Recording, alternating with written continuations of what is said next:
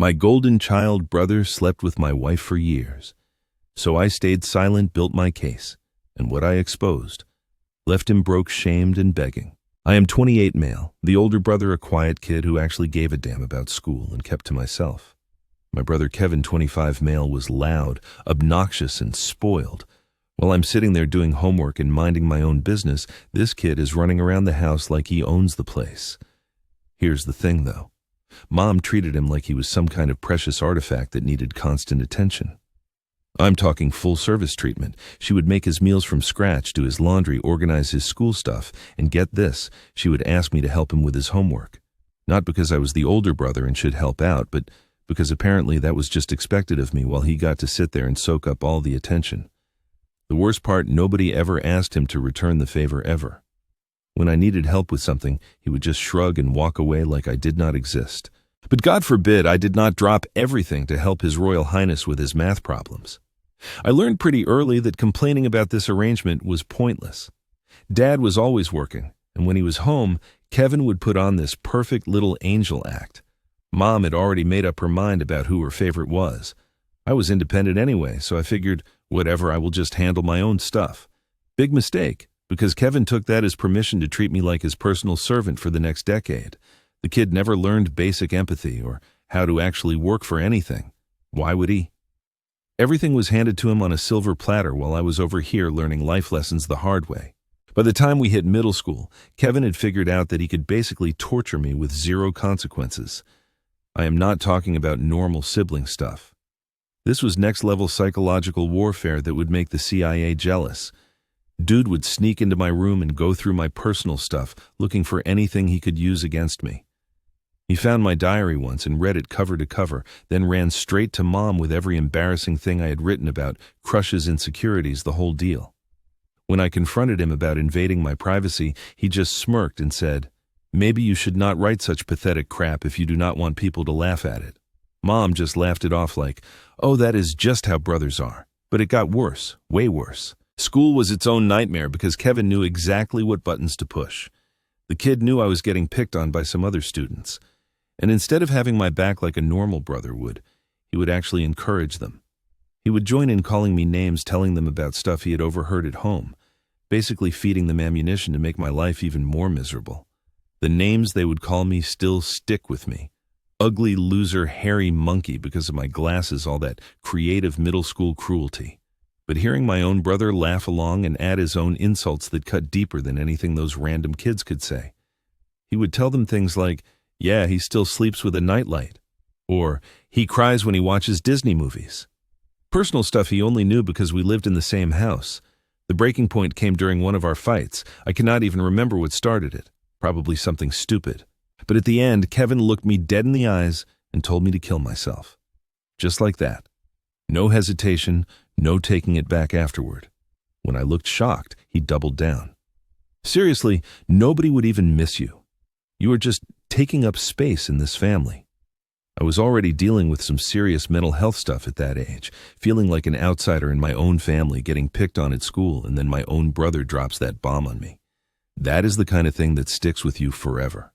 Dad was basically absent during most of this because of work, and Mom had already decided I was the problem child who started all the fights. According to her logic, if I just stopped provoking Kevin, everything would be fine. The attempted hair-burning incident in high school was when things finally reached a level that even Mom could not ignore. Picture this. I'm sitting at my desk doing homework, and Kevin walks up behind me with a lighter trying to set my hair on fire. Not joking around, actually trying to light me up like a human torch. When I freaked out and ran to get Mom, her first reaction was, "Oh, he was just playing around." After he tried to set my head on fire, Dad finally witnessed one of these incidents firsthand and lost his mind. "Enough is enough," he told Kevin. "You need to start respecting your older brother." Simple words, but hearing them felt like validation I had been waiting for my entire life. After Dad's intervention, everything changed. Not just the family dynamics, but me personally. Dad pulled me aside and basically said what I'd been waiting to hear for years, that Kevin was becoming a bully. And it was not my fault. That conversation was like something out of a Good Will Hunting, except instead of "it is not your fault" being about childhood trauma, It was about years of psychological abuse from my own brother. I almost broke down right there, because someone finally saw what was happening and believed me. Dad did not just stop at words, though. The next day, he marched into my school and had a chat with the principal about the bullying situation. Suddenly, those kids who had been making my life hell were getting real consequences for their actions. Then he enrolled me in MMA classes at the local gym. "You need to learn to stand up for yourself," he said. "Not just physically, but mentally too."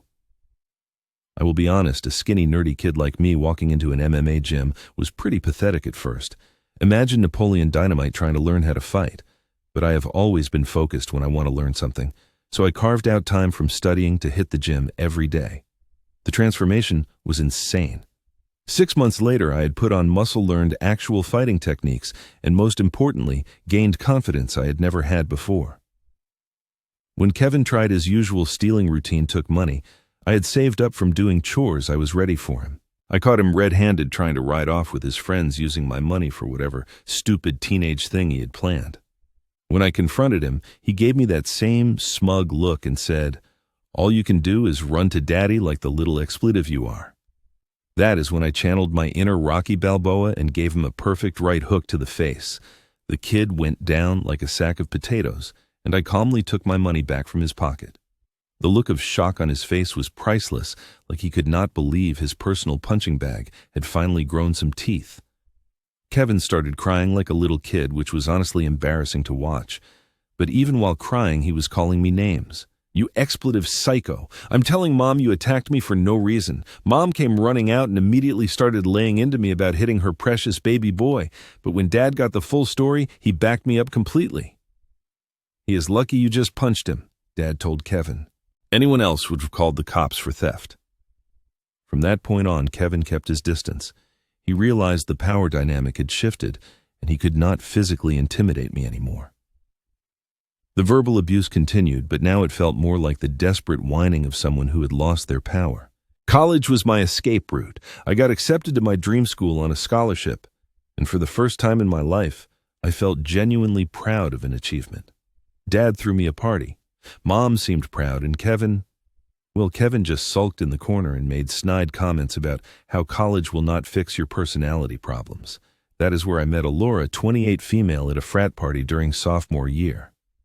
We just clicked immediately. She was smart, funny, came from a good family, and actually seemed interested in getting to know me. We started dating seriously, and for the first time I felt like I had something good in my life that was completely separate from all the toxic family stuff. Alora was my fresh start, my chance to build something healthy and normal. Coming from a religious family, the whole no kids before marriage thing was pretty strict. So when she got pregnant during our senior year, we made the decision to get married right after graduation. Looking back, maybe we rushed into it, but at the time it felt right. We were young in love and ready to start our own family without all the dysfunction I had grown up with. Our wedding was small, but perfect. Both families showed up. Everyone seemed happy for us, and I genuinely believed I had found my person. She was everything I wanted, loyal, supportive, and someone who could help me build the kind of family I had never had growing up. I had this mentality that I wanted to be a one-woman man. You know, like in those old movies where the guy finds his girl, and that is it. No looking back, no wondering about what else is out there. I genuinely believed Alora and I were going to be that couple that makes it to their 50th anniversary. I liked the idea of monogamy, one person to come home to build a life with, grow old together. Even when other women would flirt or show interest over the years, I never pursued anything because I was genuinely content with what I had. We had our routines down pat. I would get up early for work.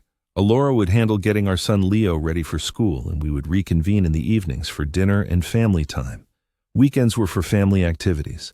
It was comfortable, predictable, and everything I thought I wanted. But looking back now, there were signs I completely missed or just brushed off as normal stuff. Alora started having these moments where she would just zone out during conversations. I would be telling her about my day or asking about hers, and she would get this distant look like her mind was somewhere else entirely. When I would ask if she was okay, she would snap back to attention and say she was just tired from work. She also became weirdly protective of her phone. Suddenly, she was taking it everywhere. When I jokingly asked if she was hiding something, she would get defensive and say I was being paranoid. The coldness was subtle at first. When I would try to be affectionate, she would seem almost annoyed by it, not pushing me away exactly, but not reciprocating either. Just going through the motions like it was a chore. Our intimate life started declining too. She would always have excuses. Too tired, stressed about work, not feeling well. I figured it was just normal married couple stuff. Everyone says the passion fades after you have been together for a while and have kids, so I brushed it off. She started working late more often, claiming big projects and demanding clients. I never questioned it because Alora had always been ambitious about her career, and I respected that about her.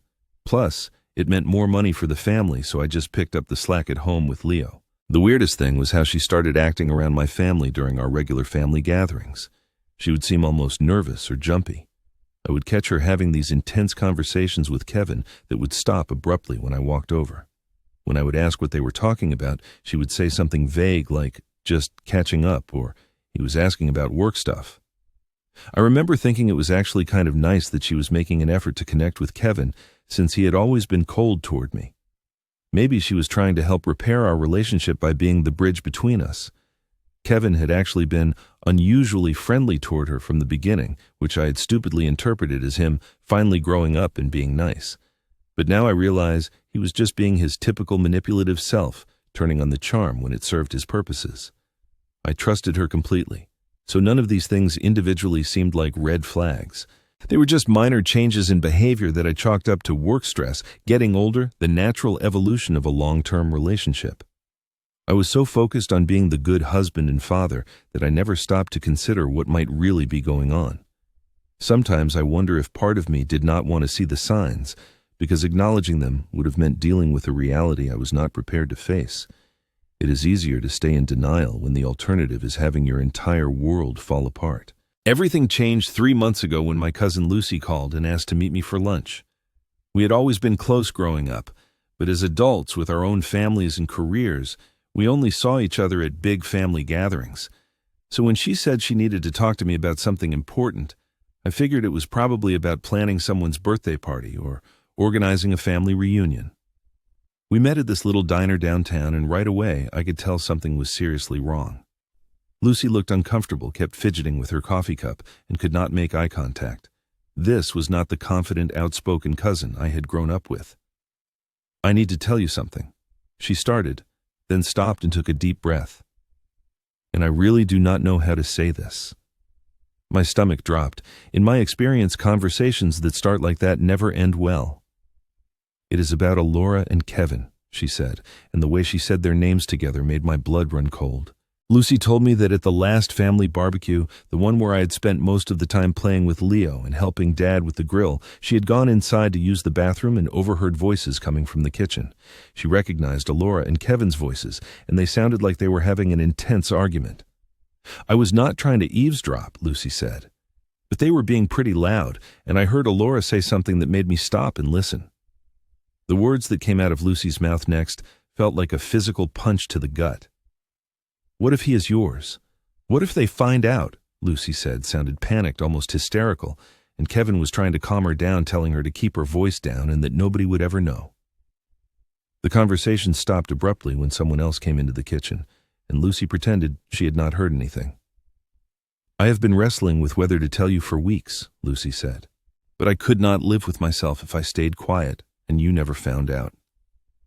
I sat there in that diner booth feeling like the entire world had tilted on its axis. The words kept echoing in my head.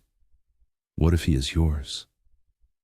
There was only one possible interpretation of that statement, and it was the one scenario I had never even considered in my worst nightmares. My wife, my brother, my son. I thanked Lucy for telling me. I probably seemed calm on the outside, but inside I was completely falling apart. I drove home in a daze, trying to process what I just learned while also trying to figure out what the hell I was supposed to do with this information.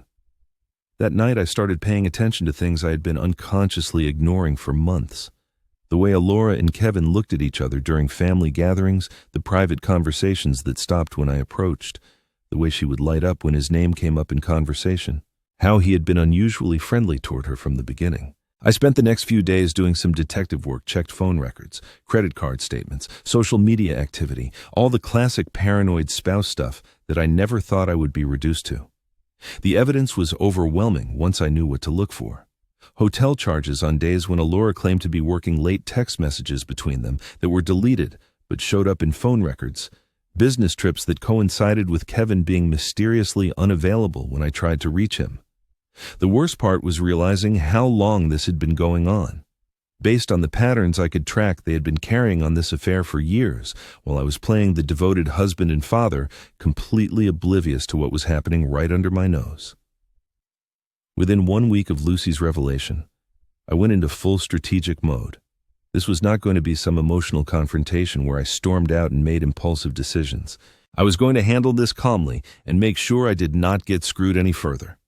First stop was my best friend Mike's law office. He had been telling me for years to call him if I ever needed legal help, and I never thought I would actually take him up on it.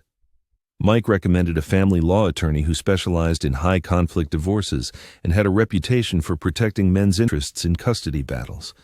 The lawyer walked me through everything. We filed for a paternity test through the court system, which would be legally binding and could not be challenged later.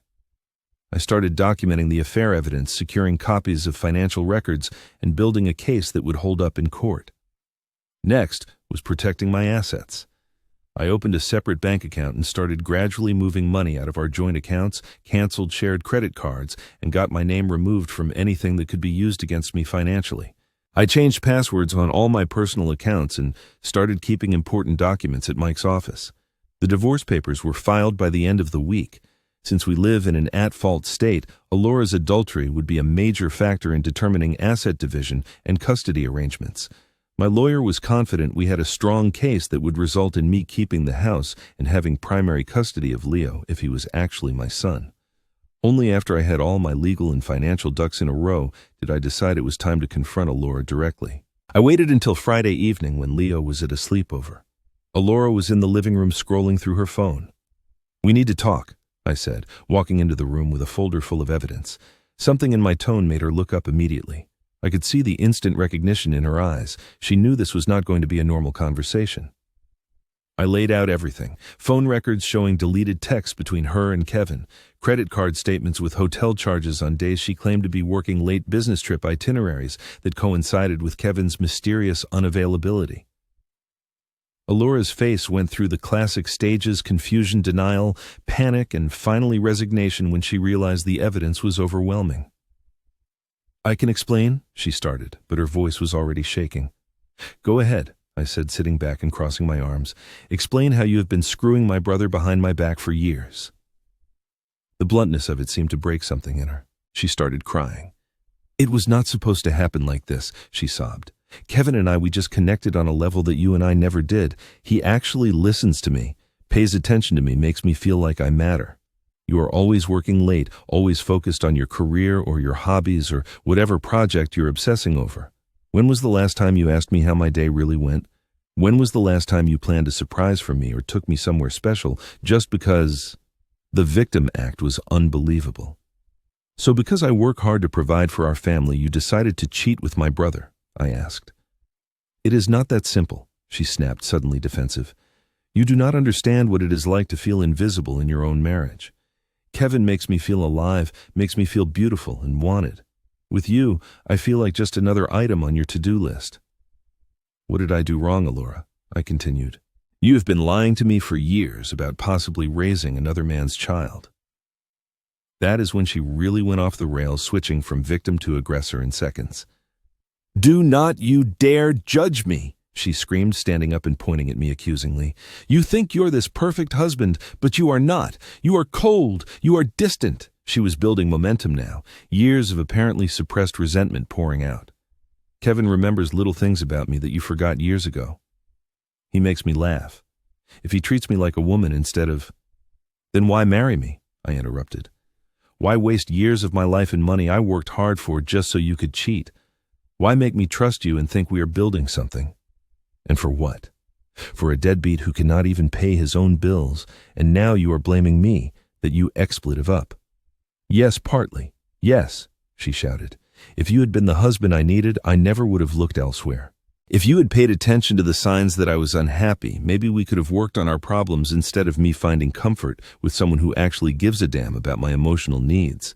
She kept going, getting more hysterical by the minute. I stayed with you because I thought maybe you would change. Maybe you would finally start acting like you actually wanted to be married to me. She had managed to convince herself that years of adultery were somehow my fault for not being attentive enough. I let her finish her rant, then calmly reached into my folder and pulled out the divorce papers. Well, you do not have to worry about any of that anymore, I said, placing the documents on the coffee table in front of her. Alora's face went white as she read the header. What? What is this? She asked. Divorce papers. You have been served. The reality of the situation finally hit her. This was not going to be some dramatic argument followed by a tearful reconciliation. This was the end of our marriage, and I had been planning it while she thought she was still in control. You cannot be serious, she whispered. You were just going to throw away our entire marriage over a mistake. Funny how you are calling it a mistake, I said, standing up and looking down at her. You do not even know if our son is actually mine. That is not a mistake. That is a complete betrayal of everything our marriage was supposed to represent. She tried one more manipulation tactic. What about Leo? Leo is not my problem anymore, I said. The paternity test will determine who his real father is, and that person can take responsibility for him. That is when Alora really lost it. She started screaming about how I was heartless, how I was abandoning my responsibilities, how I was going to regret this decision for the rest of my life. But I was already walking toward the door, grabbing my keys. As I walked out the front door, I could hear her having a complete meltdown behind me, crying, yelling, probably throwing things. But for the first time in months, I felt completely calm and in control. It was time to expose Kevin to the people who mattered most. I went straight to my parents' house. Mom and Dad were having coffee when I walked in. I sat down and told them everything. The affair, the years of lying, the possibility that their grandson was not actually their grandson. The shock on their faces was immediate and obvious. Mom's first reaction was pure denial. That cannot be true, she said. Kevin would never do something like that to his own brother. Even after everything, even with the evidence laid out in front of her, she was still trying to protect her precious baby boy. But I had come prepared for this. Do not say anything, I told them. Just listen. I called Kevin right there in front of them, putting the phone on speaker. When he answered, I went straight for the throat. I know about you and Alora, I said. She confessed everything. At first, he tried to deny it with his usual arrogant tone.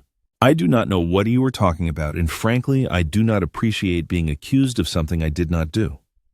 But when I started laying out specific details, dates, times, locations, his story started falling apart.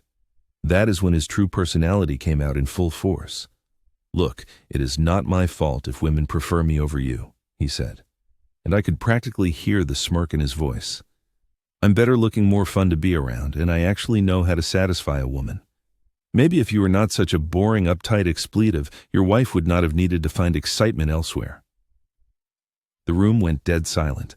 Mom's face had gone completely white, and Dad looked like he was ready to drive over to Kevin's place and strangle him personally. She came on to me, by the way, Kevin continued, apparently enjoying himself now. Kept telling me how unhappy she was with you, how she wished she had met me first. I was just being a good brother-in-law, giving her the attention her husband was too pathetic to provide. I'm going to expose you to everyone, I told him. Nobody will believe you. He laughed. I am the golden child, remember? That is when I dropped the hammer. Thanks for confirming everything, bro. Mom and Dad heard every word of this conversation. The silence on the other end was deafening. Then, Kevin started stumbling over his words, trying to backtrack, but the damage was done. His mask had completely slipped, and my parents had heard exactly who their golden child really was. Dad took the phone from me, and I watched as years of disappointment and anger finally came pouring out. What you have done is not just a betrayal of your brother, he said, his voice trembling with rage. It is a betrayal of this entire family. He paused, letting the weight sink in. I raised both of you to value family loyalty and decency. What you have shown today goes against everything I tried to instill in you. The disregard for your brother's feelings, the complete absence of remorse, it is unacceptable. Then he dropped the financial hammer. Starting today, I am cutting you off from your college fund. You can figure out your own university fees. I will not be funding your lifestyle anymore. You think being a selfish, destructive person makes you superior. Let us see how you handle it when you do not have my money to depend on." Kevin tried to protest, his voice getting more aggressive and entitled. "This is expletive. You cannot punish me for something that is between me and him, and you cannot cut me off. I am your son too." But Dad hung up on him mid-sentence. 3 hours later, I was at home reviewing divorce documents. Alora had locked herself in the bedroom and she was still crying. Then my security system alerted me to someone at the front door. The camera showed Kevin standing on my porch and he looked absolutely unhinged, pacing back and forth like a caged animal. I almost did not answer, but something told me this confrontation was inevitable and better to get it over with. I opened the door and Kevin immediately started laying into me. "You piece of shit," he screamed, getting right in my face. "You ruined everything. Mom and Dad cut me off because of your little tantrum. You could not just handle this like a man. You had to go crying to Mommy and Daddy like the pathetic loser you have always been." I tried to stay calm, but he kept escalating. "Alora never loved you. You know that, right? She told me you were boring in bed, that you had no idea how to make her happy. She only stayed with you because you were the safe choice, the reliable provider. She did things with me she never did with you." The words were designed to cut as deep as possible, and honestly they worked. But what pushed me over the edge was what came next. "And that kid you have been raising, imagine my son calls you daddy while his real father has been screwing his mom for years. How does that feel, you pathetic cuck?" Something inside me finally snapped. Years of pent-up rage from childhood abuse, the humiliation of the affair, the betrayal by both my wife and brother.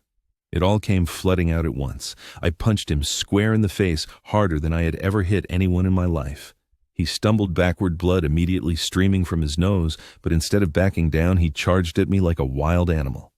"I am going to kill you," he screamed, swinging wildly. That is when all those MMA lessons from high school kicked in. Kevin might have been bigger and louder, but he had never learned how to actually fight. I dodged his clumsy swings and landed 2 more solid hits to his face before he went down hard on my front porch. Blood was pouring from his nose and mouth, and he was groaning like he might be seriously hurt. He looked up at me with pure hatred in his eyes. "You are going to pay for this," he wheezed. "I'm calling the cops. You assaulted me for no reason. Mom and Dad will have to choose between their violent son who attacks family members and their other son who made a mistake with his sister-in-law." I helped him to his feet and told him to get off my property. He stumbled to his car, still bleeding and making threats about pressing charges and ruining my life. 2 days later, the police showed up at my door with questions about an assault complaint Kevin had filed. He had claimed I had attacked him unprovoked, and they needed to hear my side of the story. That is when I pulled out my ace in the hole, the security camera footage from my front porch. The cameras had captured everything. Kevin showing up uninvited, screaming threats and obscenities, making the first aggressive move by charging at me and me defending myself when he physically attacked me. The officers watched the footage and immediately changed their tune. It was a clear case of self-defense against someone who had come to my home specifically to intimidate and attack me. The failed police report was the final nail in his coffin. Not only had he lost our parents' support and financial backing, but he had also shown everyone exactly who he really was. Mom called me that evening, crying and apologizing for years of enabling Kevin's behavior. "I never saw it before," she said. "But after today, after everything he said and did, I realized I created a monster." Living alone in my house after the divorce was finalized felt surreal at first. I had gone straight from my parents' house to marriage, so I had never really had the true bachelor experience as an adult. Turns out I absolutely loved it. No more wondering why my partner was acting weird or distant. No more trying to decode hidden meanings behind every conversation. No more family gatherings where I had to watch my wife and brother pretend they were not carrying on behind my back. Just pure, peaceful solitude where I could focus on rebuilding my life exactly how I wanted it. The house felt bigger, without all the tension and secrets filling up the space. I redecorated, got rid of stuff that reminded me of Alora and Kevin, and basically created a space that was 100% mine for the first time ever. Work became my primary focus, and without all the emotional drama consuming my mental energy, my performance improved. I was sharper, more focused, and actually enjoyed going to the office instead of dreading whatever family crisis might be waiting for me at home. The divorce process took 4 months, which, in legal terms, is pretty fast. Having solid evidence of the affair documented proof of Kevin's aggressive behavior, and living in an at-fault state made things straightforward. Alora tried to fight for the house for alimony for primary custody, but her position was weak, and her lawyer knew it. The paternity test results came back exactly as I had suspected. Kevin was Leo's biological father. That news hit me harder than I had expected, even though I had been preparing for it.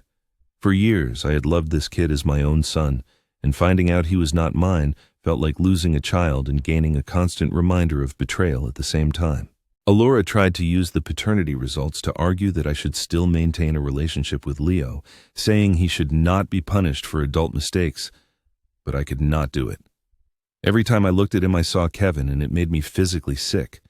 Maybe that makes me selfish or cruel, but I needed to cut all ties to move forward.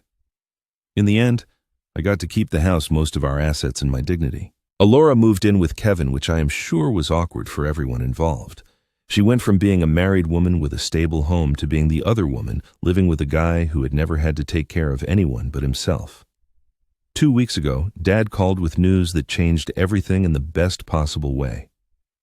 "I have been thinking a lot about my will," he said. "After what Kevin did to you and this family, I cannot justify leaving him anything significant." My dad is not the type to make idle threats or empty gestures. When he makes up his mind about something, especially something this serious, that decision is final.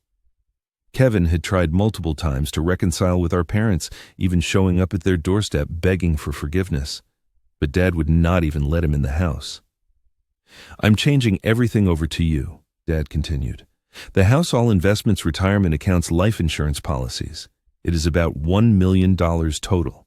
Kevin will get exactly $100, so he cannot legally contest the will later." I was completely stunned. $1 million was more money than I had ever imagined having access to. The only condition was that if Dad passed away before Mom, she could continue living in their house even though I technically own it. Obviously, I agreed immediately. I would want to take care of her no matter what. The best part was knowing that Kevin had somehow found out about the will change and was absolutely losing his mind over it. Yesterday, he called me for the first time since the police incident, and it was the most pathetic conversation I have ever had. "Look, I know we have had our differences," he started, trying to sound reasonable, "but I am really struggling financially here. College is expensive, Alora is demanding child support for Leo, and I cannot find decent work anywhere. Maybe you could talk to Mom and Dad about giving me another chance. Families should stick together, right?" I started laughing, actually laughing out loud at his desperation and complete lack of self-awareness. "Families should stick together," I repeated. "That is rich coming from the guy who stuck with my wife instead." "Come on, man," he said, his voice getting more whiny and desperate. "Alora was just as much to blame as I was. You cannot hold this against me forever. I made a mistake, but I am still your brother." "You are right," I said. "Alora was equally to blame. That is exactly why I divorced her, and she is now your problem to deal with, not mine. You wanted her so badly. Congratulations, you got her along with all the responsibilities that come with her." When Kevin started raising his voice and getting aggressive, his default response when things do not go his way, I shut him down immediately. "Let me make something clear," I told him. "You are no longer the golden child in this family. You are the guy who betrayed his own brother, attacked him at his own home, and then tried to file false police reports. You made your choices, and now you get to live with them. We are done. Do not call me again." For the first time in our entire lives, I heard my brother actually cry. Real tears, real desperation, real consequences for his actions. And honestly, it felt good. The golden child, who had spent his entire life getting everything handed to him, was now facing the reality of adult responsibilities without Mommy and Daddy's safety net. He dropped out of college when he could not afford tuition, was working part-time construction, and living with Alora while trying to figure out how to pay child support for a kid he had never planned to raise. Meanwhile, my relationship with my parents has never been better. Dad and I go golfing every weekend now, and he treats me more like a close friend than just his son. We talk about business investments, life goals, all the conversations I had wanted to have with him for years, but never could because of family drama. Mom took longer to come around, but she has finally accepted that Kevin made his choices and has to live with them. She does not bring him up anymore. And when relatives ask about him, she just says he is figuring things out and changes the subject. I got promoted at work 2 months ago, which came with a significant salary increase. My boss told me I had been performing at a much higher level since my divorce was finalized, and he wanted to reward that improvement. I am not dating anyone yet, but for the first time in my life, I am genuinely happy being alone. The best part is watching karma work its magic on both Alora and Kevin. They got exactly what they wanted each other, but without any of the stability or financial security they have been taking for granted. Proof that sometimes the good guys actually do win in the end.